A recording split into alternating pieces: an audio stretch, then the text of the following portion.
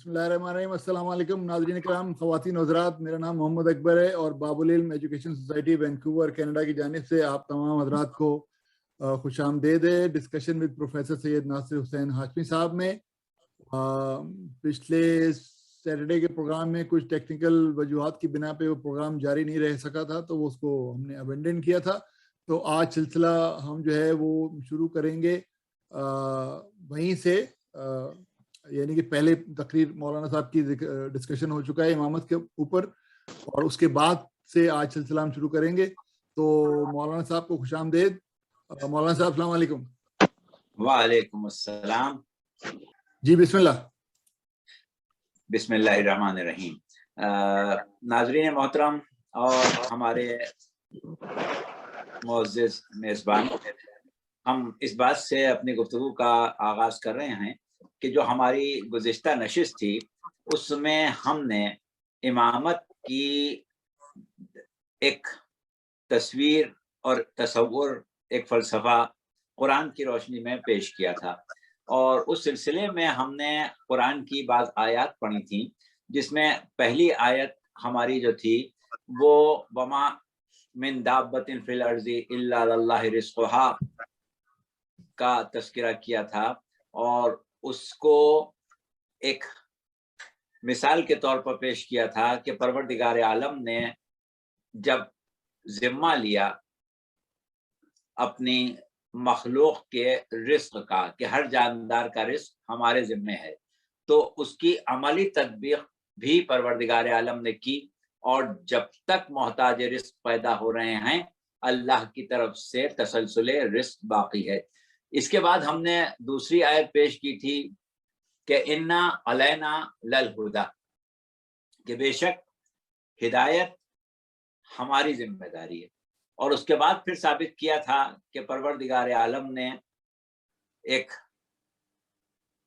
सिलसिला हादियान बरहक कायम किया और कभी भी अपनी हिदायत को मुनक़ता नहीं किया, और इसकी रूह से जब तक मोहताज हिदायत पैदा हो अल्लाह की तरफ से हिदायत का जारी रहना ज़रूरी है। और इन्ना अलैना लल हुदा के बाद हमने एक और आयत पेश की थी, अल्लाह वलियुल लज़ीना आमनु युख़रिजुहुम मिनज़-ज़ुलुमाति इलन-नूर। फिर उसकी अमली तदबीक का तज़किरा किया था सूरह तलाक़ की आयत से, कि जिसमें नूर से ज़ुल्मतों से निकालना और नूर की तरफ लाना, इसकी अमली तदबीक बेसत सरकार रिसालत सल्लल्लाहु अलैहि वसल्लम पर पूरी हुई है।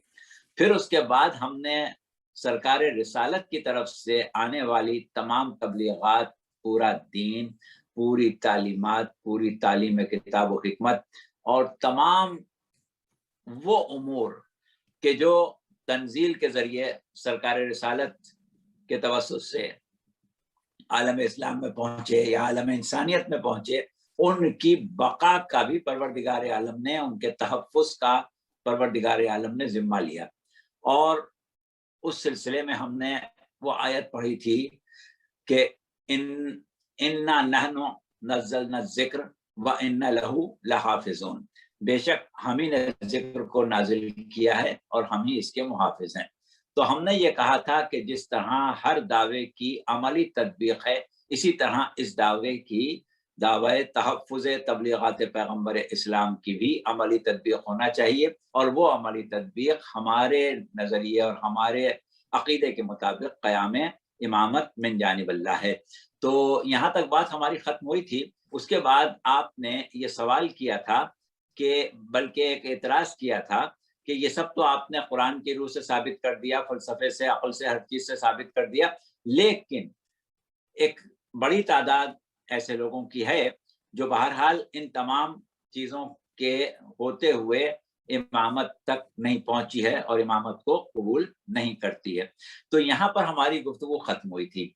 अब हमारा इरादा ये था कि हम उससे आगे बात करेंगे, तो क़ब्ल इसके कि हम अपनी गुफ्तगू को आगे बढ़ाएँ, आप अगर हमसे कोई सवाल करना चाहते हैं तो कर लें, ताकि उन्हीं ख़ुतूत के ऊपर हम अपनी गुफ्तगू को आगे बढ़ा सकें। अच्छा मौलाना, वो मेरे जो सवाल था वो ये था कि आपने फरमाया था कि कुरान में इमाम ज़माना का, इमाम आखिर ज़माना का 12वें इमाम का जिक्र है, और आयत کے طور پہ ہے ذکر کہ یہ جو آیت ہے اس سے مراد امام زمانہ. تو میں نے کہا تھا کہ وہ تو غامدی تو نہیں مانتا اس بات کو کہ یہ قرآن سے ثابت ہو رہا ہے امام زمانہ کا وجود. تو وہ ایشو جو تھا وہ تو ابھی ریزالو نہیں ہوا. جی ہاں، وہ ابھی ریزالو نہیں ہوا، اس پر ہم انشاءاللہ آتے ہیں. اس میں بات یہ ہے کہ ہم یہ چاہ رہے تھے کہ پہلے اپنا فلسفہ امامت جو ہے وہ متعارف کرا دیں، اس کے بعد پھر جو ہمارے پاس اس کی ذیلی چیزیں ہیں جیسے امام کا وجود ہونا، امام کی حیات ہونا، امام کا ظہور ہونا، امام سے امت کا متصل ہونا، امام کے ساتھ مشہور ہونا، امام کی معرفت کا واجب ہونا، وہ سب چیزیں جو ہیں ان کو ہم انشاءاللہ آئندہ نشستوں میں وقتاً فوقتاً لیتے رہیں گے. ہم یہ چاہ رہے تھے کہ ہم ایک مرتبہ یہ بتا دیں کہ آپ نے جب کہا کہ آپ نے قرآن کی روح سے جو ثابت کیا وہ ہر ایک نہیں مانتا، تو اب اس کا مطلب یہ کہ ہم ایک مرتبہ قرآن سے ثابت کرنے کے بجائے ہم ایک جائزہ لیں تاریخ اسلام کا اور اس کے بعد اس کی روح سے عقلاً ثابت کرنے کی کوشش کریں کہ کیا ہمارا نظریہ قیام امامت جو ہم نے آیات کے ذریعے ثابت کیا تھا عقلاً مانا جا سکتا ہے، مشاہدے کی طور پر مانا جاتا ہے، کوئی نظریہ کوئی ہمارے سامنے مکتب فکر نہیں، بس صرف ایک عام نظریہ ایک عام مشاہدہ تاریخ اسلام کا کریں اور یہ بھول جائیں کہ ہم نے امامت کو ثابت کیا ہے، یہ بھول جائیں کہ امامت ہمارا عقیدہ ہے، یہ بھول جائیں کہ باقی لوگ امامت کو نہیں مانتے، سب چیزیں بھول جائیں. ہم بس صرف ایک غیر جانبدار مشاہدہ کرنے والے کی حیثیت سے تاریخ کا مشاہدہ کریں، یہ ہمارا مطلب تھا. بہرحال اب آپ فرمائیں کہ اگر اس طریقے سے شروع کریں. میری گزارش سنیے نا. اب وہ آیت آئی ہے نا اکملت لکم دینکم کی، حجۃ الوداع کے. جی ہاں بالکل وہ آیت آئی ہے. تو وہ آئی ہے. میری گزارش سن لیجیے، میری گزارش، میرے سوال تو سن لیجیے. تو وہ آیت ہے، دین تو کامل ہو گیا نا. جب دین کامل ہو گیا اور تنزیل بھی مکمل ہو گئی اور ایک اسلامی معاشرہ وجود میں آ گیا تو اس کے بعد خلافت یا امامت کا کیا جواب ہے؟ جی بالکل یہی سوال آپ نے کیا تھا اور غالباً اسی سوال کے ذیل میں ہمارے ذہن میں اس مشاہدے کی طرف توجہ گئی تھی. تو ہم وہیں سے شروع کرتے ہیں اور یہ جو کچھ ہماری گفتگو ہوگی وہ آپ کے سوال کا جواب ہی قرار پائے گی.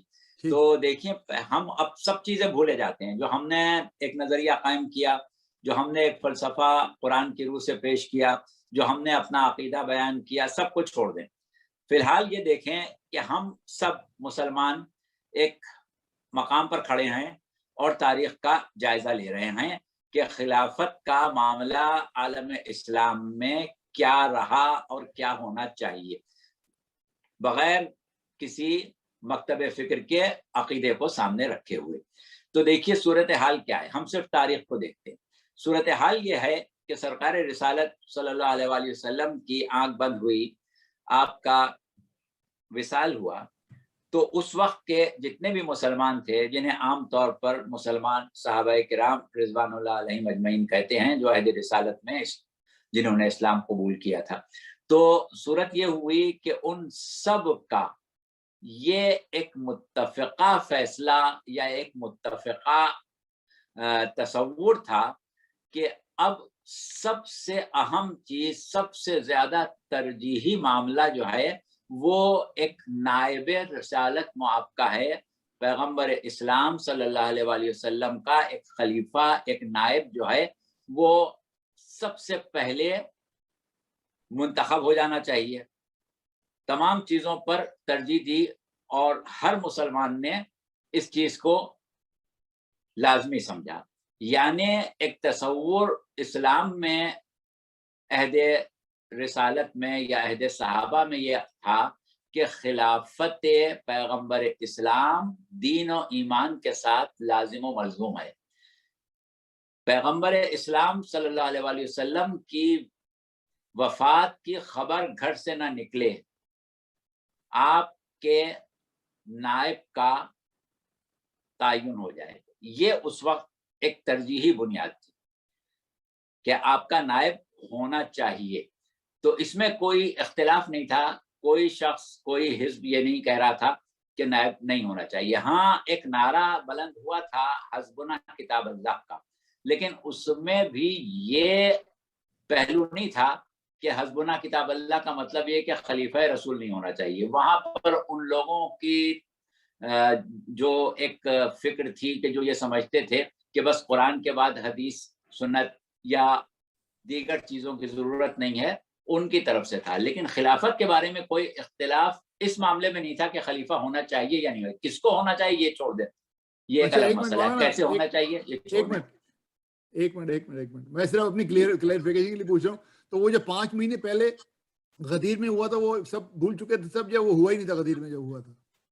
غدیر میں جو کچھ ہوا تھا وہ اپنی جگہ تھا، اور ہمارا مکتب فکر جو ہے وہ غدیر کی بنیاد پر ہی ہے. لیکن جیسا کہ ابھی ہم نے کہا کہ ہم ابھی سب چھوڑے دیتے ہیں، ہم صرف یہ دیکھتے ہیں کہ ہوا کیا، کیوں ہوا اس کو چھوڑ دیتے ہیں. بس جو ہوا وہ ہم سامنے رکھ کے لیتے ہیں، اسی کے اوپر ہم اپنے فکر کو استوار کرتے ہوئے کوئی نتیجہ نکالے لیتے ہیں. یہ مقصد ہے ہمارا. وہ تو جو کچھ ہوا تھا غدیر میں وہ اپنی جگہ تھا، اور وہی ہماری بنیادی دلیل ہے خلافت امیر المومنین اور قیام امامت کے سلسلے میں. لیکن تھوڑی دیر کے لیے ہم اس کو نظر انداز کر رہے ہیں اور ایک عام مشاہدہ کر رہے ہیں ایک غیر جانبدار کی حیثیت سے. تو یہ سب کچھ ہو گیا. اب بہرحال خلافت قائم ہو گئی، اور اس لیے قائم ہوئی کہ دین اور ایمان جو ہے اس کے ساتھ خلافت لازم و ملزوم ہے. اب وہ خلافت کیا ہوئی، کیسے ہوئی، کس نے مانی کس نے نہیں مانی، ہمارا کیا نظریہ، ان سب چیزوں کو چھوڑا. اب صرف ہوا کیا کہ عالم اسلام یہ کہتا ہے کہ اس وقت جو خلافت قائم ہوئی، جسے خلافت راشدہ کہا گیا یا خلافت منہاج النبوہ کہا گیا، جو بھی کہیں کوئی ہمیں اس میں اعتراض نہیں ہے. لیکن صورت یہ ہے کہ 30 سال کا عرصہ بھی نہیں گزر سکا اور خلافت کی شکل ملوکیت میں تبدیل ہو گئی. اور ملوکیت بھی کوئی ایسی ملوکیت نہیں کہ جس کے کچھ اصول ہوں، کچھ قواعد و ضوابط ہوں، جس میں کسی قسم کی کوئی آئینی حیثیت ہو، کچھ نہیں. صرف قبائل کی حکومت، ایک خاندان کی حکومت کہ جس کو صرف اس خاندان کی حکومت کہا جائے، اور ایک ایسی حکومت کہ جس کا منہاج النبوہ خلافت سے کوئی دور کا بھی واسطہ نہیں، اور ایک پورا خاندان ایک طویل عرصے تک حکومت کرتا رہا، جس کو ہم خاندان بنو امیہ کہتے ہیں. بنو امیہ نے ایک طویل عرصے حکومت کی. اس کے بعد ایک مرتبہ عالم اسلام میں اس کے خلاف تحریکیں چلیں اور اس کو ایک ناکام خلافت یا غاصبی خلافت یا غلط خلافت، جو بھی کہیں، وہ قرار دے دیا گیا. اور اس دوران میں صورتحال یہ ہوئی کہ خلیفہ نائب رسول کہلایا، خلیفۃ الرسول کہلایا، خلیفۃ المسلمین کہلایا، امیر المومنین کہلایا، ذل الہی کہلایا، اولی الامر کہلایا. یہ سب کچھ تو ہوا، لیکن اس میں نہ تو کسی قسم کے تقوی کو بنیاد بنایا گیا، ان اکرمکم عند اللہ اتقاکم کو دیکھا گیا، نہ صحابیت کو دیکھا گیا، نہ اور کسی فضیلت کو دیکھا گیا، بلکہ صرف خاندان حد یہ کہ رسول کی درگاہ سے نکالا ہوا ابلیس مروان ابن حکم تک امیر المومنین خلیفۃ المسلمین بن گیا. اچھا، لیکن ایک مرتبہ اس کو رد کیا گیا، ایک دوسرا خاندان آ گیا، جناب عباس ابن عبد المطلب کی اولاد جو کہ بنو عباس کہلاتی تھی.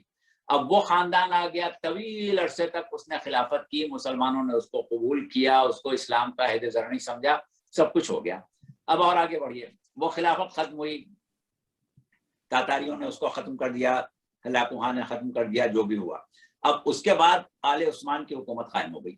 وہ کیا تھی؟ وہ بھی ایک خاندانی اور قبائلی حکومت تھی، لیکن اس کو خلافت کہا گیا، خلافت رسول سمجھا گیا، اسلام کے ساتھ لازم و ملزوم سمجھا گیا. جب انگریزوں نے اور مغربی طاقتوں نے اس خلافت کا قلقمہ کر کے اور عالم اسلام سے لفظ خلافت کو حذف کر دیا، ختم ہو گئی، خلافت کا قصہ ختم ہو گیا. اب کیا ہوا کہ مسلمانوں میں ایک بے چینی پھیلی، اور بر صغیر میں کیونکہ مسلمانوں کی تعداد زیادہ تھی، لہٰذا یہاں ایک تحریک خلافت چلی. اور وہ تحریک خلافت جو تھی وہ مولانا محمد علی جوہر اور ان کے بھائی مولانا شوکت علی نے اس کی قیادت کی، اور بڑے خلوص کے ساتھ کی، بڑی کوشش کے ساتھ کی. اور ان کی والدہ محترمہ نے جو اس میں کردار ادا کیا، اس کا تذکرہ اکبر الہ آبادی صاحب نے یہ کہہ کے کیا کہ ماں یہ بولی محمد علی کی جان بیٹا خلافت پر دے دو، تو خلافت پر جان دینے کی ترغیب شروع ہو گئی۔ لیکن ہوا کیا کہ خلافت پر کس نے جان دی کس نے نہیں دی اس کو تو ہم نہیں معلوم ہمیں، لیکن اتنا معلوم ہے کہ یہ تحریک دم توڑ گئی۔ اب سوال یہ کہ یہ تحریک کیوں دم توڑ گئی، جبکہ خلافت جو ہے وہ تو اسلام کا لازمہ سمجھا جا رہا تھا، بغیر خلافت اسلام کی حیثیت ہی نہیں تھی، تو یہ خلافت کیوں دم توڑ گئی، یہ تحریک کیوں دم توڑ گئی؟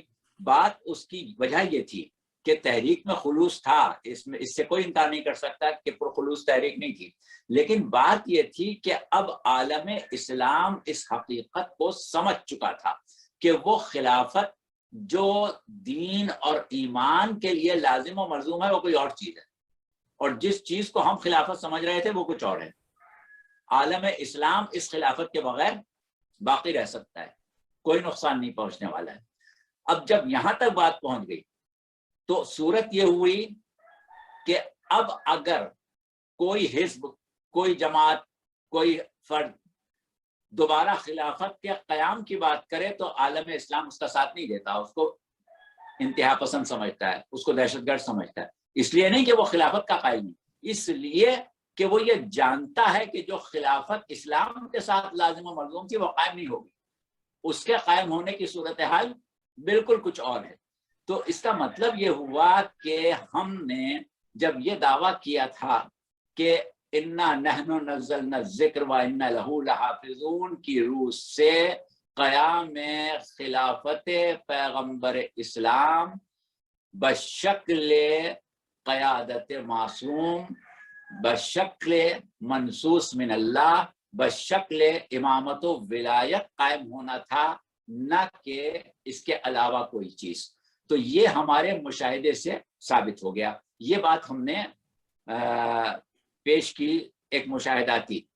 اب اس کے بعد ہمارا جو فرض رہ جاتا ہے وہ یہ ہے کہ ہم یہ سمجھائیں کہ پھر آخر اصل خلافت جس کو ہم اصلی خلافت کہیں وہ کیا چیز ہے، تو اس کے اوپر ہم آئیں گے۔ لیکن قبل اس کے کہ ہم اس کے اوپر آئیں، اگر آپ کے یا آپ کے سامعین کے ذہن میں ہماری اس گفتگو کے بعد کوئی سوال ابھرا ہے تو وہ کر لیں تاکہ یہ معاملہ ختم ہو جائے، پھر ہم آگے بڑھیں۔ جی، کسی کے پاس ہے سوال دماغ میں؟ مولانا میرے پاس ایک آیا سوال، اور مجھے تو ایکٹ بھی کرنا ہوتا ہے نا ڈیولز ایڈوکیٹ کے طور پہ، تو میرے دماغ میں سوال آیا ہے کہ ہمارے جو 5 مین اصول ہیں وہ توحید، عدل، نبوت، امامت اور قیامت، یہی ہے نا؟ تو جی توحید ہو گیا اور عدل بھی ہو گیا، نبوت بھی ہو گیا، اب اس کا تسلسل امامت کے ساتھ ہے کیونکہ اس نے پیغام کی حفاظت کرنی ہے۔ تو یہ جو ہمارے انبیاء کے جانشین آئے اور دین اور شریعت کی حفاظت وہ کرتے رہے، لیکن لوگ پھر بھی گمراہ ہوتے رہے اور آج تک گمراہ ہیں، جس طرح کہ آپ نے بتایا بنو امیہ، بنو عباس، بنو فاطمہ، اور اس کے بعد یہ شوکت علی اور جوہر، مولانا محمد علی جوہر تک بات آ گئی۔ تو سوال یہ ہے کہ یہ جو انبیاء کے جانشین تھے ہمارے ائمہ، وہ تو ساری عمر اپنی زندگی جان ہی بچاتے رہے بیچارے، ادھر سے ادھر۔ جی ہاں، یہ ہمارا المیہ ان ہے، کی اور افادیت، صرف ہمارا نہیں۔ مجھے سمجھائیے ان کی افادیت کیا تھی؟ ہم سمجھ گئے آپ کا سوال۔ یہ ہمارا ہی المیہ نہیں ہے بلکہ عالم انسانیت کا المیہ ہے۔ آپ دیکھیں کہ ہم نے یہ مثال دی تھی کہ سب سے پہلے صاحب شریعت نبی جناب نوح علیہ السلام تھے، اور ان کے بعد ان کی شریعت کے محافظ آتے رہے، یہاں تک کہ حضرت ابراہیم کی شریعت آئی، اور اس کے بعد حضرت ابراہیم کی شریعت کے محافظ آتے رہے جن کا تذکرہ پروردگار عالم نے کیا، وَوَهَبْنَا لَهُ إِسْحَاقَ وَيَعْقُوبَ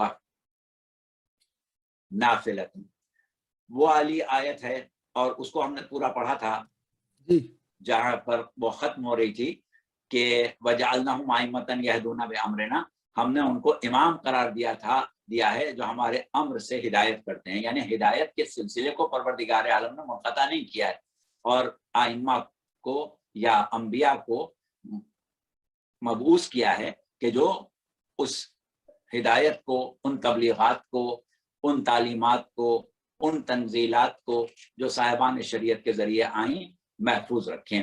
اور حجت کے طور پر دنیا میں باقی رہیں. تو یہ تو ہم نے کہا تھا. لیکن جیسا کہ آپ نے کہا کہ بھائی اس کے بعد یہ سب کچھ کیوں ہوا, تو دیکھیے ہوا کیا. جناب نوح کے اوپر اگر آپ غور کریں تو جناب نوح کا زمانہ بے شک وہ 950 سال کا آپ نے گفتگو کی تھی, سب چھوڑ دیے, دوبارہ اس کا ذکر نہیں کرتے. صرف اتنی سی بات یہاں سے شروع کرتے ہیں کہ حضرت نوح کا زمانہ جو تھا وہ ایک ایسا زمانہ تھا کہ جب طوفان آ چکا, اور طوفان آنے کے بعد روئے زمین پر صرف وہی لوگ رہ گئے جو سچے, حقیقی اور آزمائے ہوئے مومنین تھے. کوئی کافر زمین پر نہیں تھا, سب مومنین تھے.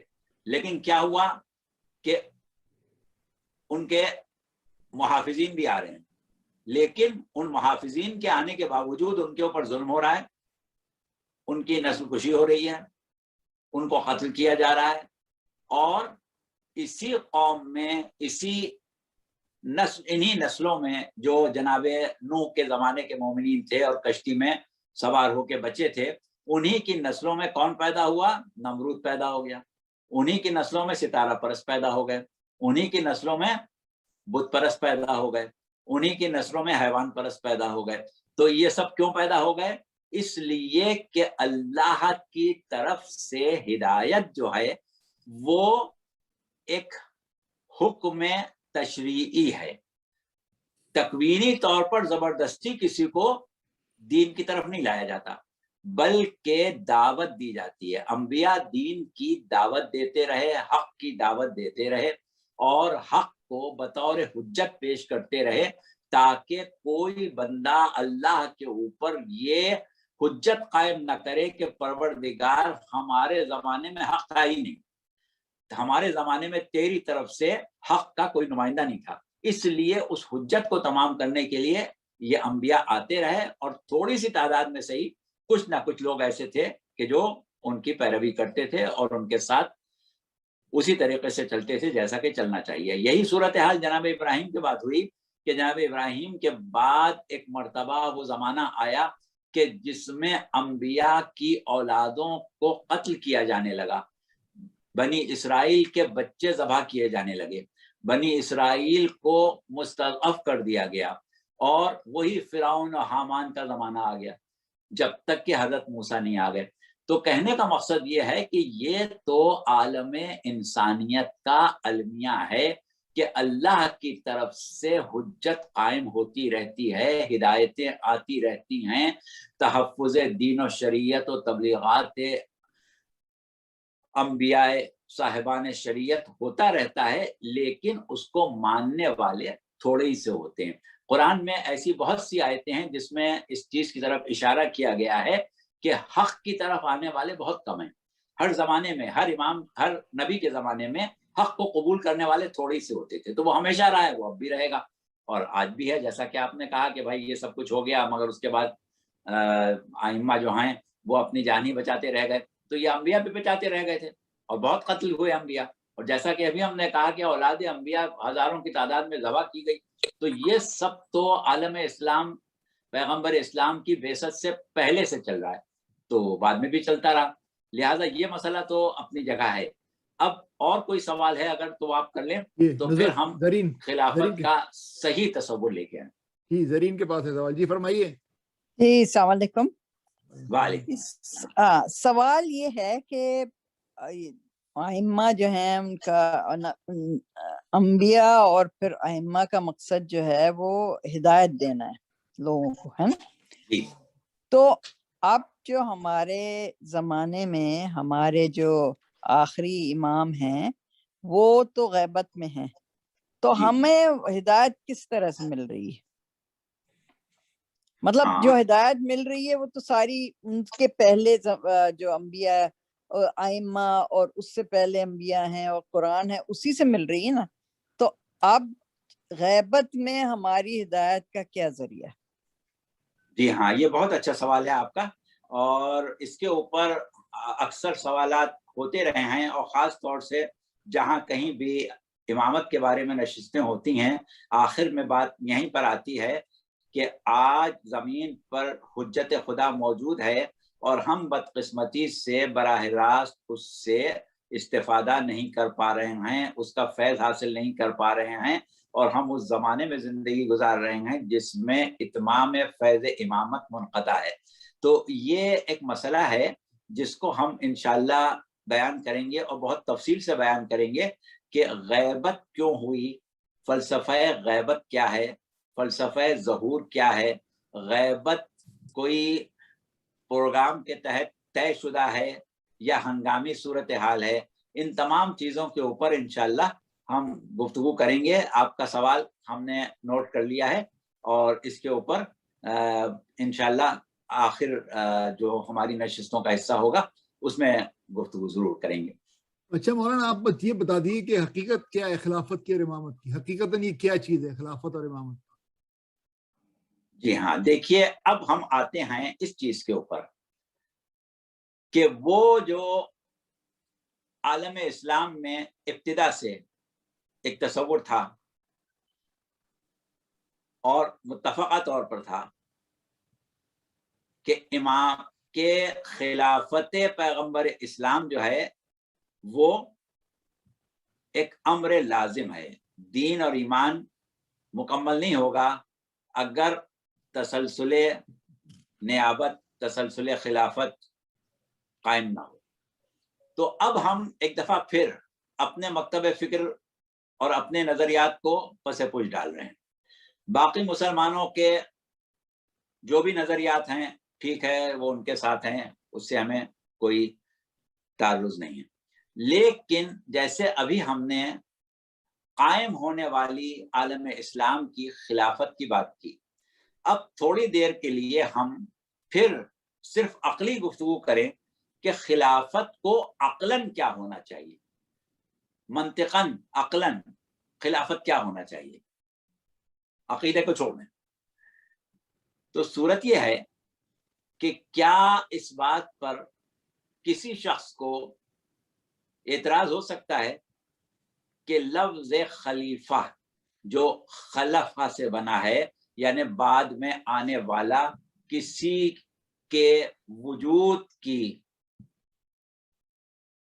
کمی کو پورا کرنے والا، اس کی جگہ بیٹھنے والا، اس کے امور کو جاری رکھنے والا کون ہونا چاہیے، اس کے اندر کیا صفات ہونا چاہیے، وہ کس قسم کا کردار ادا کرنے کا پابند ہونا چاہیے؟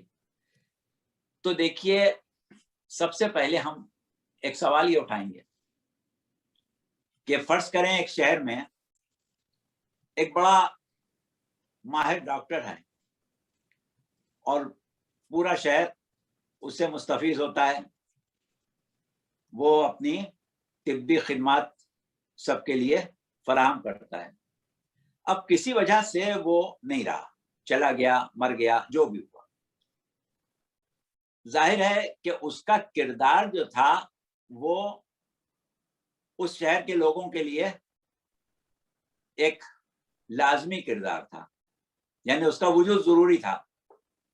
اب وہ نہیں رہا، تو جتنے بھی صاحبان عقل ہیں وہ یہ کہیں گے کہ بھائی اس کا نائب تلاش کیا جائے، اس کا بدل تلاش کیا جائے، اگر نعم البدل نہ ملے تو کم سے کم بدل تو ہو۔ تو وہ بدل کہاں سے لایا جائے گا؟ کیا کسی وکیل کو مقرر کیا جائے گا، کسی انجینئر کو بلایا جائے گا، کسی ماہر قانون کو بلایا جائے گا؟ ہرگز نہیں۔ اس شخص کو اس کا نائب، اس کا خلیفہ تسلیم کیا جائے گا جو وہ کام کر سکے جو وہ کرتا تھا۔ یعنی اگر وہ لوگوں کا علاج کرتا تھا، اگر وہ لوگوں کو طبی مشورے دیتا تھا، اگر اس کے وجود کی وجہ سے لوگوں کے طبی مسائل، میڈیکل جتنے بھی ان کے معاملات تھے وہ حل ہو جاتے تھے، تو اب اس کا نائب ہم اسی کو کہیں گے کہ جو اس کام کو کر سکے جو وہ کرتا تھا۔ کسی ایسے شخص کو اس کی جگہ نہ بٹھائیں گے، اور اگر وہ بیٹھ بھی جائے تو ہم اس کو اس کا نائب نہیں مانیں گے، کچھ بھی مان لیں، نائب نہیں مانیں گے۔ اسی طریقے سے آپ بات کو بڑھاتے چلے جائیں، ایک وکیل تھا، ماہر قانون تھا، اس کا نائب بنانا ہے تو آپ کس کو بنائیں گے؟ اسی کو بنائیں گے جو وہ کام کر سکے جو یہ کرتا تھا۔ تو اب اسی طریقے سے ہمیں یہ دیکھنا پڑے گا کہ پیغمبر اسلام صلی اللہ علیہ وآلہ وسلم کے نائب آپ کے خلیفہ کا جو تصور عالم اسلام میں ابھرا، اور ہر شخص نے یہ کہا کہ یہ ایک ایسا وجود تھا کہ اس کے نہ ہونے سے خلا پیدا ہو جائے گا، اس کے نہ ہونے سے عالم اسلام جو ہے وہ پنپ نہیں سکے گا، اس کی بقا نہیں رہے گی، اس میں انحطاط آ جائے گا، ضروری ہے کہ کوئی اس کا نائب، اس کا خلیفہ ہو۔ تو اب یہاں پر ہمارا سوال یہ ہے کہ اس خلیفہ کا تعین اللہ کرے گا یا بندہ کرے گا، یہ ایک الگ سوال ہے۔ اچھا تھوڑی دیر کے لیے اس کو چھوڑ دیں، کیونکہ پھر عقیدے والی بات آ جاتی ہے، اس کو بھی چھوڑ دیں۔ اب یہ سمجھ لیں کہ جو بھی کرے، سوال یہ ہے کہ دیکھا کیا جائے گا، اس کی اہلیت کیا ہوگی، کوالیفیکیشن کیا ہوگی، کس کو ہم خلیفہ کہیں گے، کس کے اوپر لفظ خلیفہ صادق آ سکتا ہے۔ تو اس کو دیکھنے کے لیے ہمیں ایک مرتبہ قرآن کو سامنے رکھ کے یہ فیصلہ کرنا پڑے گا کہ پیغمبر اسلام کی وفات سے عالم اسلام میں جو خلا پیدا ہو سکتا ہے وہ کس چیز کا خلا ہے، کس چیز کی کمی پیدا ہو جائے گی، کیا چیز نہیں رہ جائے گی کہ جس کو پورا کرنے کے لیے خلیفہ آئے گا۔ ابھی آپ نے سوال کیا نا کہ خلیفہ آ کے کرے گا کیا، تو سوال واقعی میں یہی ہے کہ خلیفہ آ کے کرے گا کیا، اس کا کردار کیا ہونا چاہیے، خلیفہ آ کے کس طریقے سے اس خلا کو پورا کرے گا۔ تو اب خلا کس چیز میں ہوا ہے یہ دیکھنا ہے۔ تو اس چیز کو دیکھنے کے لیے ہمیں دو امور پر بحث کرنا پڑے گی۔ پہلا امر تو ہم یہ دیکھیں گے کہ سرکار رسالت صلی اللہ علیہ وآلہ وسلم نے اپنی بعثت کے بعد سے جو کار نبوت کا آغاز کیا اور اپنی وفات تک یا دین کی تکمیل تک، نزول کی کے مکمل ہو جانے تک جو کچھ بھی آپ نے کیا، اس کی تاریخی حیثیت کو ہمیں ملحوظ خاطر رکھنا پڑے گا، تاکہ ہم سمجھ سکیں کہ حضور کے نہ ہونے سے کس چیز میں خلا ہو رہا ہے۔ اچھا دوسری چیز کیا ہے کہ قرآن نے پیغمبر اسلام کی ذمہ داریوں کو کس طرح بیان کیا، کن امور کو سرکار رسالت کی ذمہ داری قرار دیا کہ وہ ذمہ داری، وہ فرائض سرکار رسالت پورے کر رہے تھے، اور اب اگر وہ نہیں ہوں گے تو وہ کردار کون ادا کرے گا، یہ ہے معاملہ۔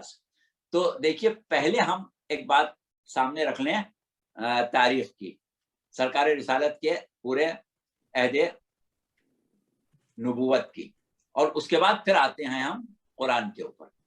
تو اب صورت کیا ہے کہ حضور مبعوث بر رسالت ہوئے مکے میں، اور کیونکہ مکے کا ماحول آپ کی تبلیغات، آپ کے پیغامات، آپ کی تعلیمات کو آسانی سے قبول کرنے کے لیے تیار نہیں تھا، نہ صرف آسانی سے بلکہ مشکل سے بھی تیار نہیں تھا۔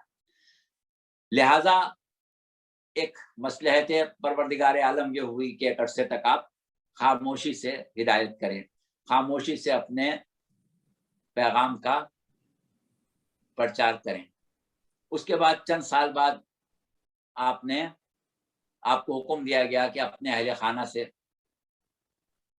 ایک مرتبہ اپنا تعارف کراؤ، وہ دعوت ذوالعشیرہ کا موقع ہے۔ پھر اس کے بعد آپ 7 سال تک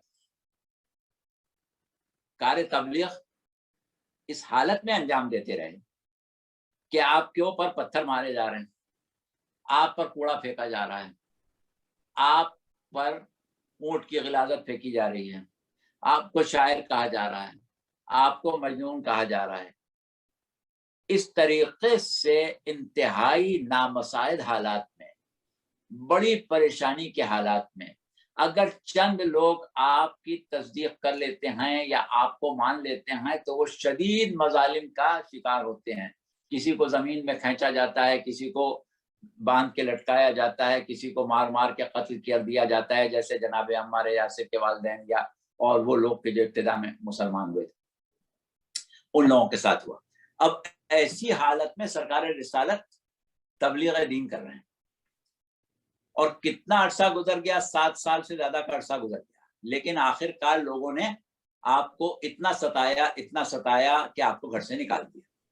اور اب 3 سال تک پیغمبر اسلام شیب ابی طالب میں پتے کھا رہے ہیں، فاقے کر رہے ہیں، مصائب کا سامنا کر رہے ہیں.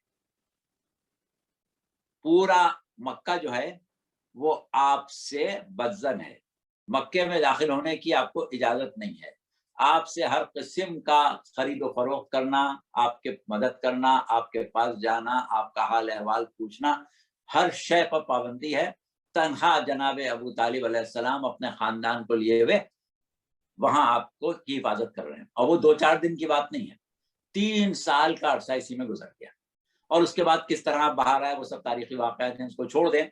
آئے تو چند ہی کچھ ہی مدت گزری تھی کہ لوگوں نے یہ طے کر لیا کہ آج محمد کو قتل کرنا ہے. 40 قبائل کے پہلوان اکٹھا ہو گئے، آپ کے گھر کا محاصرہ کر لیا اور آپ کو قتل کرنے کا مصمم ارادہ کر لیا کہ رات گزرنے سے پہلے آپ کے گھر میں داخل ہوں گے اور آپ کے بستر پر آپ کو قتل کر دیں گے.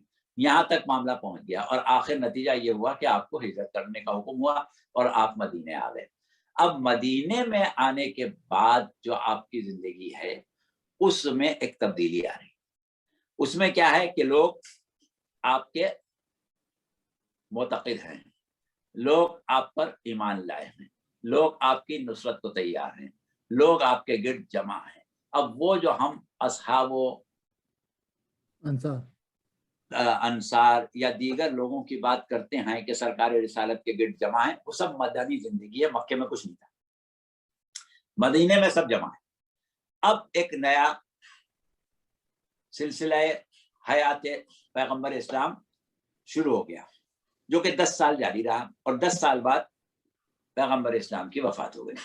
کل 22 سے 23 سال کے درمیان آپ نے وہ کردار ادا کیا کہ آپ کی عدم موجودگی میں اس میں خلا آئے گا. اب آپ اس کا جائزہ لیں کہ وہ کردار کیا ہے جو آپ نے اتنے دن میں ادا کیا. وہ کردار کیا ہے؟ پروردگار عالم ایک طرف یہ ارشاد فرما رہا ہے، قرآن میں کئی جگہ اس کا ذکر ہے. سورہ جمعہ میں بہت تفصیل سے ہے، جب بھی ہم پڑھیں گے آیتیں. سورہ آل عمران میں ہے، سورہ بقرہ میں جناب ابراہیم کی دعا کے سلسلے میں ہے، اور وہاں پر رسول اللہ صلی اللہ علیہ وسلم کی ذمہ داریوں کا تذکرہ کیا جا رہا ہے.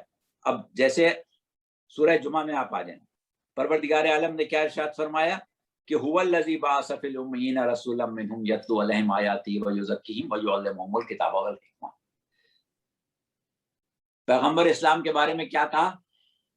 اللہ نے اپنا تعارف کرایا کہ وہ ہے جس نے مبعوث کیا ایک نبی کو امی کو امیین میں. اب امی کے معنی کیا ہے، امیین کے معنی کیا ہے، رسول کا امی ہونا کیا ہے، امت کا امی ہونا کیا ہے، یہ ایک الگ مسئلہ ہے، اس کو فی الحال چھوڑ. یعنی آپ کی بعثت کے ذکر کے ساتھ آپ کی ذمہ داریوں کا تذکرہ ہے. اور ذمہ داریاں کیا ہیں؟ یتلو علیہم آیاتی. اس کا کام یہ ہے کہ آیتوں کی تلاوت کرے، یعنی قرآن اس پر نازل ہوگا. قرآن اور کہیں نازل نہیں ہو سکتا سوائے قلب محمد کے. قرآن اس پر نازل ہوگا، یہ اس کی عملی صورت ڈیمانسٹریشن پیش کرے گا، نمونہ بن کے دکھائے گا. مولانا میری بات سنیے، یہ تو ڈسپیوٹڈ نہیں ہے نا مسئلہ. رسول الخدا کا کردار، ان کا کام، جو قرآن ان پر نازل ہوا، جو تعلیمات انہوں نے دی، وہ تو ڈسپیوٹڈ نہیں ہے نا. بات تو ساری یہ جو آپ نے کہا ابھی کے 3 سال پتے انہوں نے کھائے اور اس کے بعد ان کو ہجرت کرنا پڑی، تو یہ ساری ایکسرسائز تو فیوٹائل ہو گئی نا. جب میری بات سنیے، صحیح مسلم کے اندر ایک حدیث وہ ہے، ایک کوٹ 1757 نمبر ہے صحیح مسلم کے اندر. اس میں خلیفہ دویم نے حضرت عباس اور حضرت علی ایک جگہ موجود تھے، دونوں ان کے پاس آئے وہ، اور انہوں نے کہا کہ کیا تم خلیفہ اول کو کم علم، جھوٹا، دھوکے باز اور غاصب سمجھتے ہو؟ تو دونوں نے کہا کہ جی ہاں.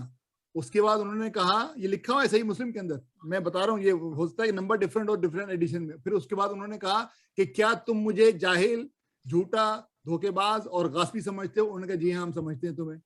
تو یہ تو خلافت تو وہیں ملیامٹ ہو گئی نا. جی ہاں ابھی وہیں آ رہے ہیں, اسی کو ہم واضح کر رہے ہیں. بس ذرا سا پروفٹ کا تو سب کو پتا ہے نا مولانا, اس کی ڈیٹیل میں جی ہاں پتا ہے, اسی لیے تو اس کو سامنے رکھ رہے ہیں نا, کہ اس کو سامنے رکھیں اس کے بعد بات. یہ سب کچھ ہو گیا. اچھا, اب 23 سالہ دور رسالت سرکار رسالت کار نبوت پیغمبر خاتم جو ہے اس میں خلا آ رہا ہے. اب دیکھیے آپ کر کیا رہے تھے.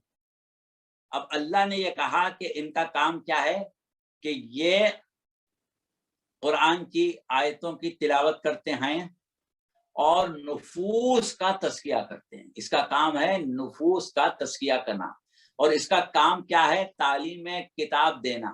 اس کا کام ہے تعلیم حکمت دینا.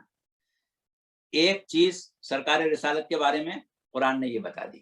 اچھا, اس کے بعد قرآن کیا کہہ رہا ہے, النبی اولا بالمؤمنین من انفسہم. نبی کا جو امت سے رشتہ ہے وہ یہ ہے کہ نبی امت کے اوپر اولا ہے, ان کے اوپر اختیار ان کے نفوس پر خود ان سے زیادہ رکھتا ہے. اسی لفظ سے لفظ اولا, اسی سے مولا بنا, اسی سے سرپرست بنا, اسی سے ولی بنا. وہ جو اللہ ولی الذین آمنوا یخرجہم من الظلمات الی النور ہے, وہ اللہ کا اولا ہونا ہے, اللہ کا ولی ہونا ہے, اللہ کا مولا ہونا ہے. اور پھر وہ آیا ولایت جو سورہ مائدہ کی 55ویں آیت ہے, انما ولیکم اللہ ورسولہ والذین آمنوا الذین یقیمون الصلاۃ ویؤتون الزکاۃ وہم راکعون. وہ ساری گفتگو جو ہے وہ اسی ولایت کے بارے میں ہے. تو یہاں پر ایک تسلسل ولایت کے ذریعے پیغمبر اسلام کے امور کی, پیغمبر اسلام کے کردار کے تحفظ کی, بقا کی بات آئے گی. تو اب تھوڑا سا آگے چلیے. کیا ہوا کہ سرکار رسالت کی یہ ذمہ داری, سرکار رسالت اولا ہیں, مولا ہیں. اس کے بعد سرکار رسالت کی ذمہ داری دیکھیے, ہم اور 2 آیتیں آپ کو پڑھ کے سنائے دیتے ہیں جو ہم نے پہلے بھی پڑھی تھی. اب یہاں پر یہ جو سورہ جمعہ کی آیت ہے, اس میں ایک بات یہاں پر جا رہی ہے, وآخرین منہم لما یلحقوا بہم, کہ یہ نبی جو مبعوث ہوا ہے وہ بعد میں آنے والوں کے لیے بھی ہوا ہے, صرف ان والوں کے لیے نہیں ہوا ہے. ان لوگوں کے لیے جو ابھی ان سے ملحق نہیں ہوئے, پیدا ہوتے رہیں گے, ملحق ہوتے رہیں گے. جب تک قیامت تک انسان پیدا ہو رہے ہیں سب مکلف ہیں کلمہ سرکار رسالت پڑھنے کا. کسی کو حق نہیں کیا کہ کسی اور کا کلمہ ہو ہے, صرف پیغمبر اسلام کا ہی کلمہ پڑھے گا, ان کو ملحق ہونا ہے کلمہ پڑھ کے. اچھا, اب دیکھیے یہ بات ہو گئی. اب سرکار رسالت کے بارے میں اور اللہ نے کیا کہا دوسری جگہ, قد انزل اللہ الیکم ذکرا رسولا یتلو علیکم آیات اللہ المبینات لیخرج الذین آمنوا وعملوا الصالحات من الظلمات الی النور, کہ رسول کا ایک کام یہ ہے کہ لوگوں کو ظلمتوں سے نکالیں, نور کی طرف لائیں. اچھا, اس کے بعد پھر کیا صورتحال ہے کہ پروردگار عالم نے سرکار رسالت کا امت سے جو تعلق بیان کیا ہے بہت سی آیتوں میں ہے. ہم ایک آیت کو پڑھ رہے ہیں سورہ توبہ کی, لقد جاءکم رسول من انفسکم عزیز علیہ ما عنتم حریص علیکم بالمؤمنین رؤوف الرحیم. اب ہم نے تمہارے طرف ایک ایسا رسول بھیج دیا ہے کہ جس کو تمہاری فلاح بے انتہا عزیز ہے, وہ تمہارے بھلائی کا بے انتہا شوق رکھنے والا ہے, تمہارے اوپر بہت مہربان ہے, تمہارے اوپر بہت رؤوف ہے, بہت شفیق ہے. تو یہ تعلق تھا پیغمبر اسلام کا امت سے. اب پیغمبر اسلام کی رحلت کے بعد خلا کس چیز میں ہوا, خلا کس چیز میں ہوا؟ دیکھیے, جو حکومت سرکار رسالت کی قائم ہوئی وہ آخر 10 سال میں قائم ہوئی, اور وہ 13 سال جو ہیں جس میں سرکار رسالت کسمہ پرسی کے عالم میں تبلیغ کر رہے ہیں. تو اب رسالت کی ذمہ داری کیا ہے کہ آیات کی تلاوت کریں, تعلیم کتاب دے, تعلیم حکمت دے, تبلیغات پیغمبر اسلام دراصل پروردگار عالم کی شریعت ہے جس کو لوگوں تک پہنچانا ہے. اور آپ کے لیے اللہ نے قرآن کے بارے میں یہ بھی کہا, قرآن کا تذکرہ ہے پورا سورہ قیامت میں, جہاں پر 16ویں 17ویں 18ویں آیت میں, وہاں 19ویں آیت میں یہ کہا کہ ثم ان علینا بیان ہو, کہ ہماری ذمہ داری ہے کہ اس کی تفسیر بھی ہم کریں. تو اب اس تفسیر کی عملی تطبیق بھی چاہیے. اب آپ دیکھیں کہ وہ 13 سال جو مکے میں تھے, قرآن کو اٹھا کے دیکھیں, قرآن میں سورے کتنے ہیں 114. ہر سورے کی ایک ایک آیت کو سرکار رسالت نے سمجھایا ہے، ہر سورے کی ایک ایک نقطے کو، ایک ایک معاملے کو سرکار رسالت نے سمجھایا ہے، تعلیم کتاب و حکمت کے ذریعے کسی کو چھوڑا نہیں۔ اب وہ جو قرآن میں 114 سورے ہیں، اس کے 86 سورے یعنی 3/4 قرآن مکے میں نازل ہو چکے۔ ابھی ریاست مدینہ قائم نہیں ہوئی ہے، دنیا ریاست مدینہ کی بات کر رہی ہے، ریاست مدینہ ابھی کہاں ہے؟ 86 آیتیں نازل ہو گئیں، قرآن کا بیشتر حصہ نازل ہو گیا، سرکار رسالت نے تعلیم فرمائی، تعلیم کتاب دی، تعلیم حکمت دی، اور وہ تمام سورے کے جو مکے میں نازل ہوئے ہیں عقائد سے متعلق ہیں، اس میں قیامت کا، اس میں توحید کا، اس میں نبوت کا سارا مواد جو عالم اسلام کے پاس ہے، ہمارے پاس، ہمارے دین میں عقائد کا، وہ مکی سوروں میں ہے۔ وہ سرکار رسالت پیش کرتے رہے کس کے سامنے؟ اس کی کون کرے گا نیابت؟ پھر اس کے بعد مدینے میں احکامات کی آیتیں زیادہ ہیں اور صرف 28 سورے، اس میں بھی 26 فتح مکہ سے پہلے کے ہیں، 2 فتح مکہ کے بعد کے ہیں۔ تو فتح مکہ سے پہلے یا فتح مکہ کے بعد 28 سورے، صرف 1/4 قرآن نازل ہوا ہے، اس کی تعلیم کتاب کی، حکمت کی سرکار رسالت نے مدینہ کے 10 سال میں کر دی۔ لیکن وہ جو 13 سال میں قرآن نازل ہوا، اس کی تعلیم بھی سرکار رسالت نے دی۔ اب سوال یہ ہے کہ جب ہم خلافت کی بات کر رہے ہیں تو آیا ریاست کی خلافت کی بات کر رہے ہیں یا نبوت کی خلافت کی بات کر رہے ہیں؟ اگر ریاست کی خلافت کی بات کر رہے ہیں تو وہ تو اس کا انجام ہم نے دیکھ لیا، ابھی ہماری گفتگو شروع یہیں سے ہوگی۔ اور اگر نبوت کی خلافت کی بات کر رہے ہیں تو نبوت کی خلافت تو وہی کرے گا کہ جو ان کاموں کو انجام دے سکے جس کو سرکار رسالت میں انجام دیتے تھے، جو تعلیم میں کتاب و حکمت دے سکے، جو نفوس کا تزکیہ کر سکے، جو قرآن کی تفسیر کر سکے، جو لوگوں پر شفیق میری ہو بات سکے۔ سنیے نا، جو رسول کا جو نائب ہے وہ اس کو تو اپنی جان بچانے کے، جان کے لالے پڑے ہوئے ہیں آج تک، اس کو پھر فائدہ کیا ہوا؟ آج تک پڑے ہوئے ہیں، اور اسی کی وجہ سے ہم اس بدقسمتی سے گزر رہے ہیں کہ اس کے فیض سے مکمل طور سے ہم استفادہ نہیں کر پا رہے ہیں۔ تو وہ تو بات آئے گی بھی وہاں پر، لیکن سوال یہ ہے کہ پہلے اس بات کو تو تسلیم کر لیں کہ خلافت سرکار رسالت کس شکل میں ہونا چاہیے تھی۔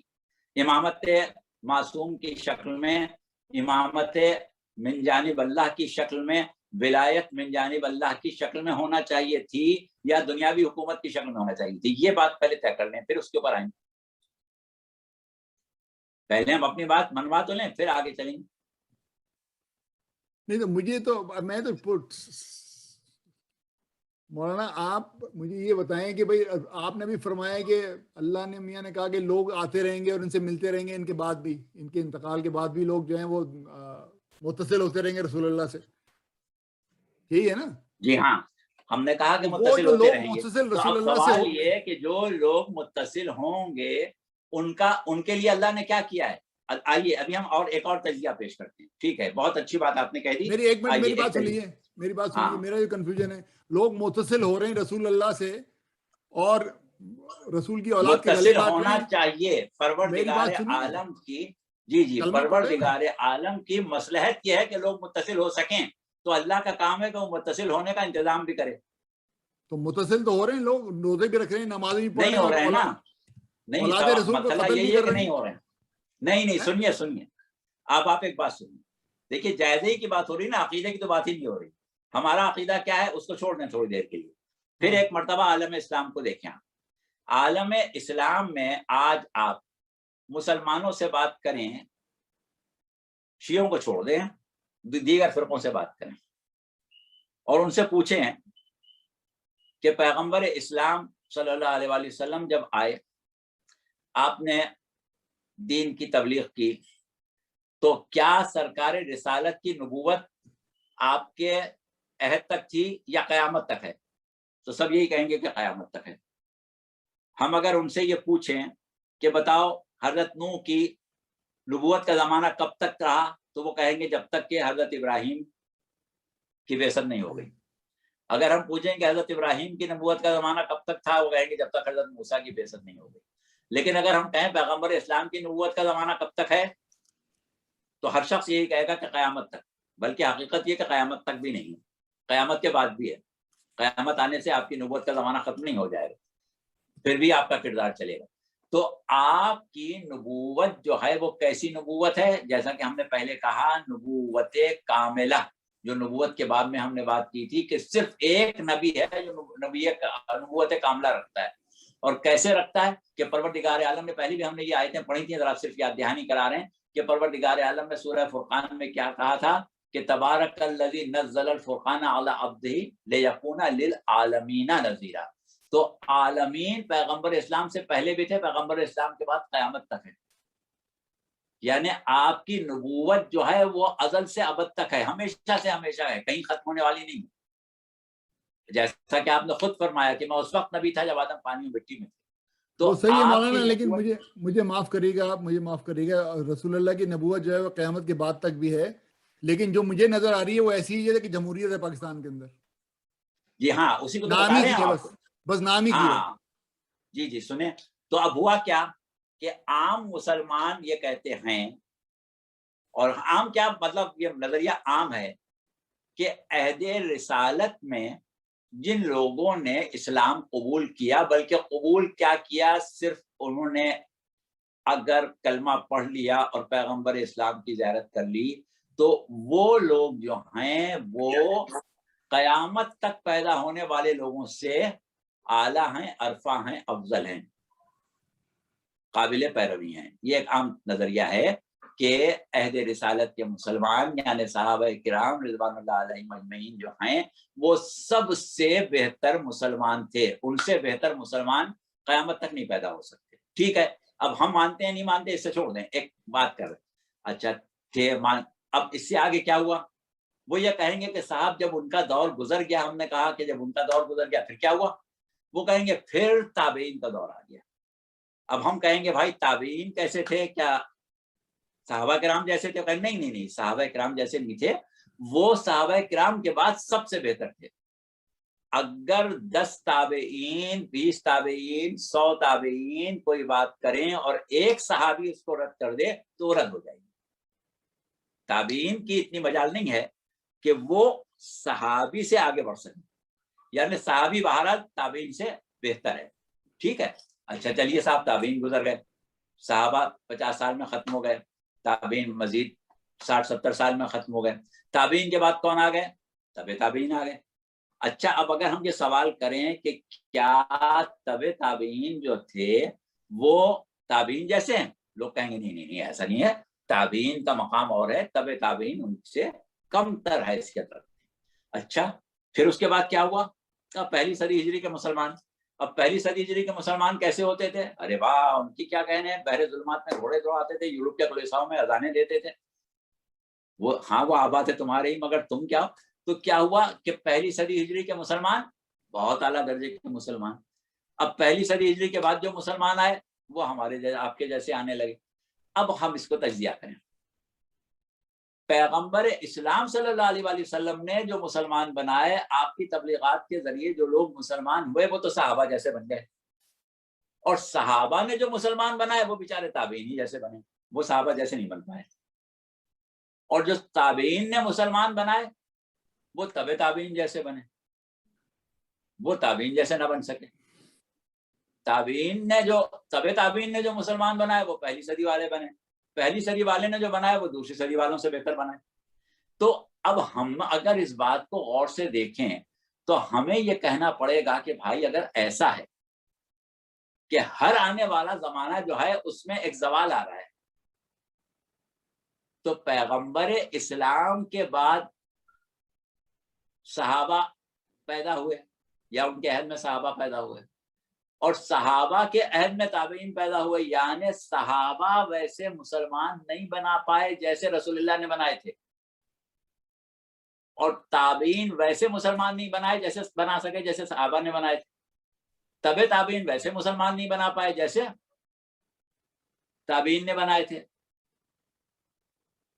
تو نتیجہ کیا ہوا؟ جب ہمارے آپ کے جیسے مسلمان پیدا ہونے لگے اور ہم لوگوں کو مسلمان بنائیں گے تو وہ تو بیچارے ہمارے جیسے بھی نہیں ہوں گے. تو کیا ہوا کہ ایک زوال جبری ہے جو ایک کے بعد دوسرا دوسرے کے بعد دوسرا زمانہ جو آ رہا ہے تو اسلام کی قبولیت، ہدایت کی قبولیت، رشتہ بین العبد و معبود، اس پر زوال آ رہا ہے کم سے کم تو یہ تو بھائی صفر کی طرف جا رہے ہیں. تو جب نقطۂ صفر پر پہنچیں گے تو کیا ہوگا؟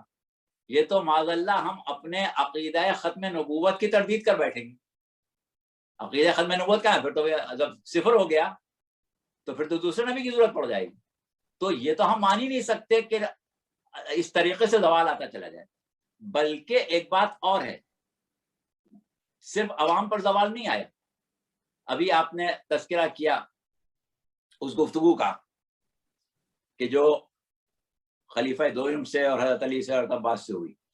اب آپ یہ بتائیں کہ جب خلیفہ اول ممبر پر بیٹھے تو وہ سیڑھی پر نہیں بیٹھے جس پر رسول اللہ بیٹھتے تھے، وہ سیڑھی چھوڑ کے بیٹھے. اب جب خلیفہ دوم کا زمانہ آیا تو انہوں نے وہ سیڑھی چھوڑ دی، وہ اس سے نیچے بیٹھ گیا، کہنے بھائی وہ تو مقام ان کا زیادہ تھا، ہم وہاں اس قابل نہیں. جب تیسرے آئے تو انہوں نے وہ سیڑھی چھوڑ دی، وہ اس سے نیچے آ گئے. اور آج عالم اسلام میں پہلے تو یہ صورت تھی کہ کوئی کسی کو بھی فضیلت دے دے کوئی فرق نہیں پڑتا تھا، یعنی اگر وہ اس کا تعلق اہل سنت سے ہے اور وہ چوتھے خلیفہ کو فضیلت دے دے تو سن نہیں رہتا تھا. اب وہ بات بھی ختم ہو گئی. اب تو یہ ہوتا ہے کہ جب تک آپ فضیلت میں ایک ترتیب نہ قائم کریں، ایک کے بعد دوسرے کو اس سے کمتر نہ مانے، دوسرے سے تیسرے کو کمتر نہ مانے اور چوتھے کو سب سے کمتر نہ مانے، جب تک آپ کا دین و ایمانی صحیح نہیں ہے، کفر کی طرف چلے جائیں گے. تو اس کا مطلب کیا ہوا کہ ہم قیادت کو بھی زوال پذیر مان رہے ہیں کہ جیسی قیادت رسول کے بعد کے زمانے میں تھی وہ رسول کے بعد نہیں ملی، جو قیادت رسول کے بعد ملی وہ اس کے بعد نہیں ملی، جو اس کے بعد ملی وہ پھر اس سے کم اس کے بعد نہیں ملی. اور ویسے بھی شاہان امیہ اور عباسیہ کو کوئی بھی خلفائے راشدین کے برابر نہیں مانتا. تو دیکھیے بات کیا ہوئی کہ ہم یہی تو مان رہے ہیں کہ زوال آتا چلا جا رہا ہے، زوال آتا چلا جا رہا ہے. تو اب زوال کو اگر ہم مان لیں تو پیغمبر اسلام کی خاتمیت، پیغمبر اسلام کی تعلیم کی آب و تاب، پیغمبر اسلام کی نبوت کا بھرپور فیض جو ہے وہ تو بس ختم ہو گیا آپ کے زمانے میں، اس کے بعد تو وہ نیچے چلا جا رہا ہے. تو یہ ہم کیسے مان لیں؟ ہاں ایک بات ضرور ہے، تھوڑی دیر کے لیے اس کو مان لیں تو سوال یہ پیدا ہوگا کہ بھائی عہد رسالت کے مسلمان جو سب سے اچھے تھے وہ کیوں سب سے اچھے تھے؟ اس کے بعد والے اس سے کم تھے لیکن سب سے اچھے تھے، اس کے بعد والے اس سے کم تھے لیکن بہت اچھے تھے. تو یہ کیوں ہوا؟ تو اب ہم اگر یہ پوچھیں کسی سے کہ بھائی جو قرآن صحابہ کرام کے پاس تھا کیا آج کے مسلمانوں کے پاس وہ نہیں ہے؟ یا تابعین کے پاس وہ قرآن نہیں تھا؟ تب تابعین کے پاس کوئی دوسرا قرآن تھا؟ جو احکامات، جو سنت، جو احادیث صحابہ کے پاس تھیں بعد والوں کے پاس وہ نہیں تھی، کوئی اور تھی. بھائی وہی قرآن تھا، وہی سنت تھی، سب کچھ وہی تھا، لیکن وہ اس سے کم ہو گئے، یہ اس سے کم ہو گئے، وہ اس سے کم ہو گئے. کیوں ہو گئے؟ ایک ہی چیز تھی جو صحابہ کے پاس تھی بعض لوگوں کے پاس نہیں تھی. وہ کیا تھا؟ کہ ایک ایسا قائد جو منصوص من اللہ معصوم تھا.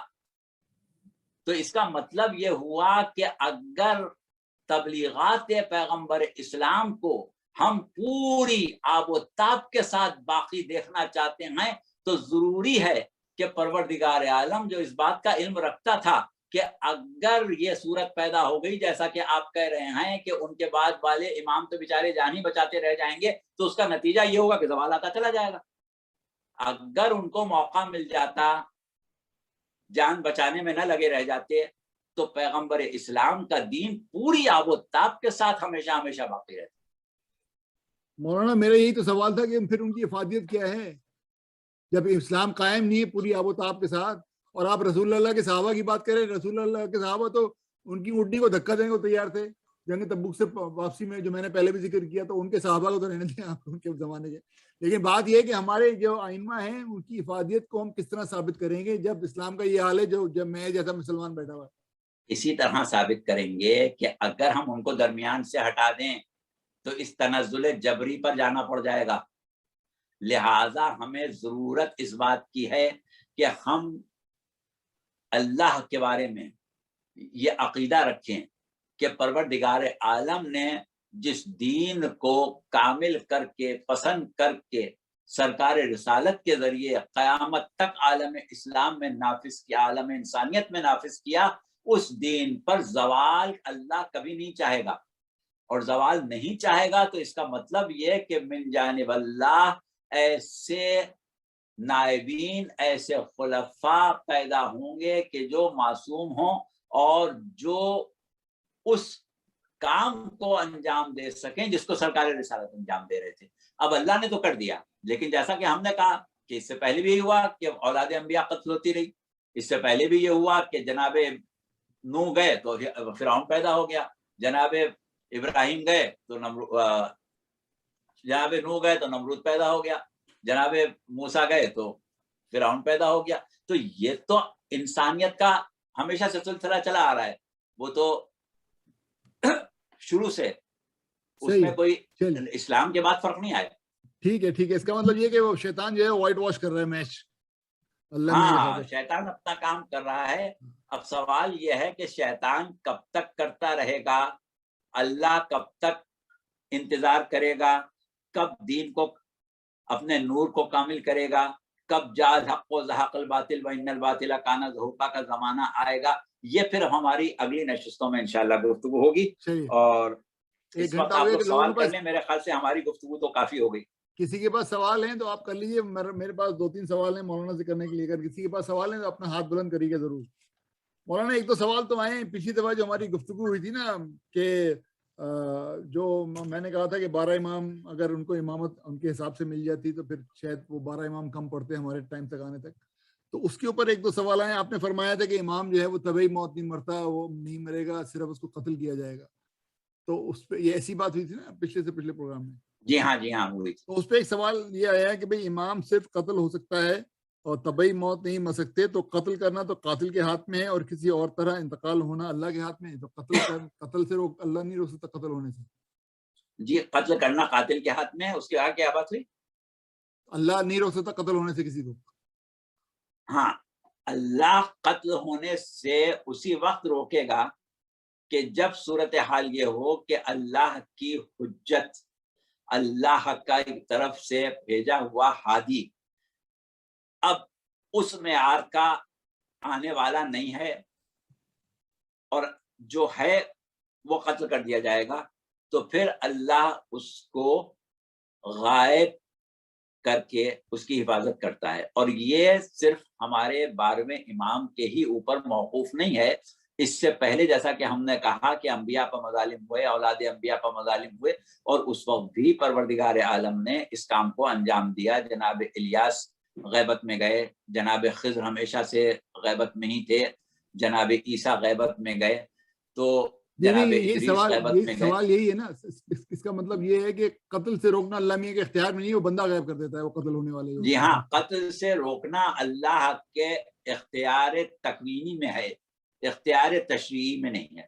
یعنی ہم اگر شراب پی رہے ہیں تو اللہ ہمارا ہاتھ نہیں پکڑے گا، لیکن اللہ ہم سے کہے گا کہ نہ پیو. اچھا، تو اگر میں کسی کو قتل کرنا چاہوں تو اللہ مجھے نہیں روک سکتا؟ ہاں، ہاتھ نہیں پکڑے گا اپنا، کیونکہ یہ دار الجزا ہے. اس وقت دنیا میں جہاں ہم رہ رہے ہیں دار الجزا نہیں ہے، یہ دار آزمائش ہے. اگر دار الجزا ہوتی تو ایک بات الگ ہوتی. یہ دار الجزا نہیں ہے، یہ تو دار آزمائش ہے. یہاں روکے گا نہیں، یہاں جو ہم کر رہے ہیں کرنے دے گا. صحیح ہے. اچھا جی، زرین کے پاس سوال ہے، جی فرمائیے. یہ سوال یہ ہے کہ جو ہمارے ائمہ ہیں ان کے بارے میں جو ہم سنتے ہیں اور ان کے بارے میں جو معلومات ہے، تو ان کو بہت ساری غیبی طاقتیں بھی تھیں اور علم بھی تھا. تو اس کے بارے میں اگر کچھ بتائیں. اگر غیبی علم تھا تو ان کو یہ بھی علم ہوتا ہوگا کہ اب وہ قریب قتل ہیں وغیرہ وغیرہ. تو اس سلسلے میں بہت ویریشن ہے. کبھی کچھ ایسی ہم نے باتیں سنی ہیں جو کہ بہت زیادہ ان کو ایسی قوتوں کے بارے میں بات ہوتی ہے اور کبھی کچھ کم. سو ذرا اس کا کیا، اس کی ریالٹی کیا ہے؟ دیکھیے، ریالٹی جو ہے وہ یہ ہے کہ جیسا کہ ابھی بات چھڑ گئی کہ اللہ کے کچھ اختیارات تکوینی ہیں اور کچھ اللہ کے احکامات تشریعی ہیں. جیسے اللہ نے کہا کہ انا ہدیناہ السبیل اما شاکر و اما کفور، ہم نے راستے کی ہدایت کر دی ہے، اب تم کو اختیار ہے کہ تم استعمال کرو یا نہ کرو. ایسے امور کو ہم کہتے ہیں امور تشریعی، یعنی اللہ کے پاس طاقت تو ہے کہ وہ زبردستی ہم کو دیندار بنا دے، لیکن بناتا نہیں. اچھا، کچھ امور ہیں جو امور تکوینی ہیں، اس میں ہم کو اختیار نہیں ہے، وہاں اللہ کا ارادہ جو ہے وہ نافذ ہو کے ہی رہتا ہے. تو ایک چیز تکوینی اختیارات ہیں اور ایک ہیں تشریعی اختیارات. تو امام کو ہم زمین پر اللہ کی حجت مانتے ہیں، رسول کو بھی زمین پر اللہ کی حجت مانتے ہیں. تو جب رسول اور امام زمین پر اللہ کی حجت ہے تو اس کا کردار جو ہے وہ مکمل طور سے سنت الہیہ کے مطابق ہوتا ہے. وہ ان امور کو انجام دینے کی طاقت رکھتا ہے بعض امور کو، لیکن اس لیے نہیں انجام دیتا کہ اس کا انجام دینا سنت الہیہ کے خلاف ہے. جیسے آپ نے امیر المومنین علیہ السلام کے واقعات سنے کہ دشمن پر غالب آ گئے، اس کو زیر کر لیا، اب اسے قتل کرنے والے تھے، اس نے گستاخی کی، اس کو چھوڑ دیا. اب بتائیں کوئی اور آدمی ایسا کرے گا؟ صرف حجت خدا ہی کر سکتا ہے. اسی طریقے سے مولا جو کی سوکھی ہوئی روٹی کھا رہے ہیں، ٹوٹ نہیں رہی ہے، بڑی مشکل سے ٹوٹ رہی ہے، بہت زور لگا رہے ہیں، زانو کے بل بیٹھ کے اس کو توڑ رہے ہیں. تو کسی نے کہا کہ یا علی، آپ سے یہ جو کی روٹی تو ٹوٹ نہیں رہی ہے، آپ نے باب خیبر کیسے اکھاڑ لیا؟ تو آپ نے یہ کہا تھا کہ باب خیبر میں نے قوت بشری سے نہیں، قوت الہیہ سے اکھاڑا تھا. یعنی امام کے پاس قوت الہیہ ہوتی ہے لیکن وہ ہر جگہ استعمال نہیں کرتا. استعمال وہیں کرتا ہے جہاں پروردگار عالم کی مصلحت ہوتی ہے، جہاں اللہ کی مصلحت نہیں وہاں نہیں استعمال کرتا.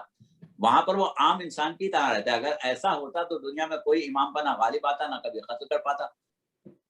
اگر امام حسین بحیثیت حجت خدا اپنی تکوینی طاقت کو استعمال کرتے تو کوئی قتل کر سکتا تھا؟ کبھی نہیں کر سکتا تھا. تو وہ ایک الگ مسئلہ ہے، یہ الگ ہے. اس کے اوپر انشاءاللہ ہم آئیں گے جب امام کی صفات پر بات کریں گے کہ صفات ائمہ کیا ہیں، امام معصوم میں کیا صفات ہوتی ہیں، کس لیے وہ امام نائب رسول ہوتا ہے، کن امور میں وہ نائب رسول ہوتا ہے. تو اس کے اوپر انشاءاللہ بات کریں گے. بہرحال ابھی فی الحال مختصر جواب ہم نے آپ کو دے دیا ہے. اگر آپ مطمئن ہو گئی تو سبحان اللہ، نہیں تو پھر انشاءاللہ تو آگے بات ہوگی. کس کے اور کے پاس سوال ہے کوئی تو کر لیجیے. اچھا مولانا، پھر میں اسی میں سوری تکرار کر رہا ہوں، مجھے معاف کیجیے گا، کہ کہیں میں نے پڑھا کہ غدیر کے خطبے کے بعد اور رسول اللہ کی ریلت تک ان پہ 17 مرتبہ اٹیمپٹ ہوا ان کے اوپر مرڈر کرنے کا. جو ایک میں بار بار ذکر کر رہا ہوں تبوک سے، وہ تو بہت مشہور واقعہ ہے نا کہ اونٹنی کو دھکا دینے کو جی ہاں وہ اونٹ کو بھڑکانے والا، اونٹ کو بھڑکانے والا، جو اللہ میاں نے بچایا ہے نا اس کو 17 اٹیمپٹ کے اندر تو قتل ہونے سے. غائب تو نہیں کیا رسول اللہ کو.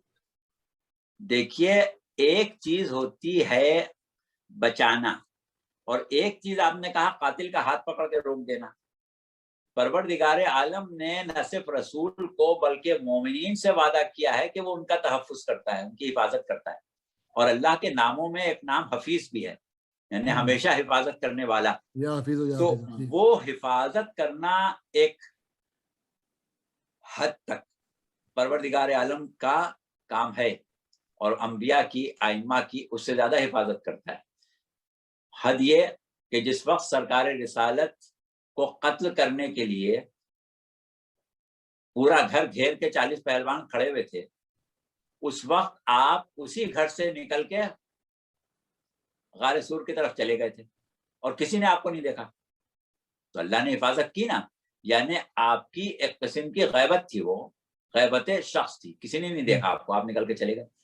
یا اللہ نے غار سور کے اوپر بکری سے جالا بنوا دیا یا کبوتری سے انڈے دلوا دیے. تو یہ سب چیزیں جو ہیں وہ تحفظ سے انکار نہیں ہے، وہ تو ہے حفیظ، اور اپنے رسول کی حفاظت، اپنے ائمہ کی حفاظت، اپنی حجتوں کی حفاظت کرتا ہے. لیکن ایک چیز ہے حفاظت کرنا. اللہ نے یہ تو نہیں کیا کہ وہ جو 40 مارنے کھڑے ہوئے تھے انہیں کا دم نکال دیتا. صحیح. اچھا جی, ایک سوال اور بھی میرے پاس ہے مولانا. آپ نے ذکر کیا تھا بنو امیہ کا, بنو عباس کا, کہ انہوں نے جو ہے وہ اپنی خاندانی وہ قائم کر لی سلطنت, ایسے ہی ہے؟ جی ہاں, خاندانی قبائلی حکومتیں تھیں وہ, اور وہ چلی نسل در نسل. ہاں چلیں, طویل عرصے تک چلیں. بنی امیہ 1000 مہینے تک چلے, تو اور رسول اس اللہ کے کا بعد بھی یہی بنو پلان تھا. عباس تو اس سے بہت زیادہ چلے, جب تک کہ ان کے اوپر تاتاریوں کا حملہ نہیں ہوا. وہ چلتے رہے, صدیوں چلتے رہے. تو رسول اللہ کا بھی تو یہ اسی کو پروپوگیٹ کر رہے تھے نا. ہمارا ماننا یہی ہے کہ رسول کے بعد ان کی علی, اور علی کے بعد حسن, اور حسن کے بعد حسین, تو ہم بھی تو اسی کو مانتے ہیں, اسی چیز کو, ڈائنیسٹی کو. ہاں تو ہم یہ مانتے ہیں کہ یہ وہ کردار ہیں کہ جو رسول کی کمی کو پورا کر رہے ہیں, اور وہ جن کو ہم خلفاء کہہ رہے ہیں وہ رسول کی کمی کو پورا نہیں کر رہے تھے. ہماری نظر میں نہیں کر رہا. ٹھیک ہے, اچھا چلیں. اور کوئی سوال ہے کسی کے پاس؟ ایک سوال اور بھی میرے پاس آیا ہوا ہے مولانا, اور وہ ہے ساجد بھائی نے کیا تھا لاسٹ ٹائم, اسی سے ملتا جلتا یہ سوال ہے کہ رجت کے زمانے میں آپ نے فرمایا تھا کہ سارے امام آئیں گے واپس. جی ہاں, تو کیا ان کے اہل خانہ بھی آئیں گے یا خالی صرف امام آئیں گے؟ دیکھیے امام کا بی بی آنا, سیدہ آئیں گی واپس کہ نہیں؟ جی ہاں جناب سیدہ آئیں گے. اللہ امام کا آنا ہمارے عقیدہ رجت میں شامل ہے, اور اس کے بعد امام کے چاہنے والے جو کہ امام سے اتنے وابستہ تھے کہ نصرت امام زمانہ ان کو مقدر کر دی گئی, وہ امام کی نصرت کے لیے آئیں گے. اور وہ جو اتنے بڑے دشمن تھے کہ جن کی دشمنی نے ائمہ کے بہت سے امور کو سبوتاش کیا, جیسا کہ بھی آپ نے کہا, تو وہ بھی آئیں گے, ان کی رجت کے بھی ہم قائل ہیں. تو وہ انشاءاللہ عقیدہ رجت کے اوپر گفتگو جب ہماری آئے گی تو رجعت کو ہم قرآن سے ثابت کریں گے کہ ہم رجت کو کیسے مانتے ہیں, کیونکہ رجت جو ہے یہ خاص شیعہ عقیدہ ہے, شیعوں کے علاوہ کوئی نہیں مانتا اس کو, اور مان بھی نہیں سکتا. ٹھیک ہے, چلیے بہت بہت شکریہ مولانا. آج تک کی حد تک تو میرے پاس جو سوال تھے وہ میں نے آپ سے سب کے لیے معذرت چاہتا ہوں. میرے ذرا سوال ذرا تھوڑے سے غصہ انداز میں کرتا ہوں, وہ میرا اسٹائل ہی ایسا ہے, تو مجھے آپ معاف فرمائیے گا اس کے لیے. آپ ماشاءاللہ سے سب کی ترجمانی کر دیتے ہیں, تو ترجمانی کرنے والا جو ہے اس کو ترجمان ہی ہونا پڑتا ہے. نہیں, باقی سب بہت ہمیں مہذب اچھا ہے لگتا ہے ماشاءاللہ. جب آپ سب کی ترجمانی آپ کے سوال میں آ جاتی ہے. چلیے اچھا, حضرات خواتین, اگر آپ کے پاس کوئی سوال نہیں تو پھر ہم آپ سے اجازت چاہتے ہیں, اور اگلا پروگرام جو ہے وہ سیٹرڈے کے بجائے مولانا سنڈے کو ہوگا, اور انشاءاللہ امامت کے موضوع کو آپ ذرا سمیٹنے کی طرف لائیے. جی ہاں, ابھی امامت کے اوپر ہم بہت بات کرنا ہے ہمیں, یعنی ابھی تو فلسفہ امامت پر ہی بات چل رہی ہے. یہ شیعی عقائد جو ہیں یہ تو انشاءاللہ بعد میں آئیں گے. ابھی تو ہم عالم اسلام کے سامنے تشیع کا مکتبہ تشیع کا جو فلسفہ امامت ہے اس کو پیش کرنا چاہ رہے ہیں, تاکہ تشیع جو ہے, یعنی جو لوگ مکتبہ تشیع سے تعلق رکھتے ہیں ان کو بھی اندازہ ہو جائے کہ بھئی یہ امامت جو ہے اس کا فلسفہ عقلی اور علمی کیا ہے, اور باقی لوگ جو ہیں ان کو تعارف ہو جائے. یہ ظاہر ہے کہ ان سے منوانا تو نہیں ہے, ان کو صرف تعارف کرانا ہے کہ وہ نہیں جانتے کہ شیعہ امامت کے نام پر کیا چیز مانتے ہیں. وہ تو اسی بات میں پریشان ہوتے ہیں کہ شیعہ ائمہ اہل بیت کو انبیاء ما سبق سے بہتر کیسے سمجھ لیتے ہیں. تو یہ سب چیزیں تو ان کی جب سمجھ میں آئیں گی, جب ان کو نبوت کاملہ سمجھ میں آئے گی, پیغمبر اسلام کا مقام و مرتبہ سمجھ میں آئے گا, اور پھر پیغمبر اسلام کی نیابت سمجھ میں آئے گی, تب جا کے کہیں یہ بات سمجھ میں آئے گی کہ نبوت جزئی جو ہے وہ نبوت کلی کی نیابت تک نہیں پہنچ سکتی. ہوتی تو دوسرے انبیاء ہی آ کے رسول کی نیابت نہ کر لیتے. صحیح جی, بہت بہت شکریہ. بہرحال آج کی گفتگو ہمارے حساب سے تو بڑی سیر حاصل تھی, اور وہ لوگ کہ جو کچھ سیکھنا سمجھنا چاہتے ہیں اور خاص طور سے مکتبہ تشیع کو سمجھنا چاہتے ہیں ان کے لیے یہ بہت ہی اہم گفتگو تھی, اور جو ماشاءاللہ آپ کے توسط سے ہو گئی.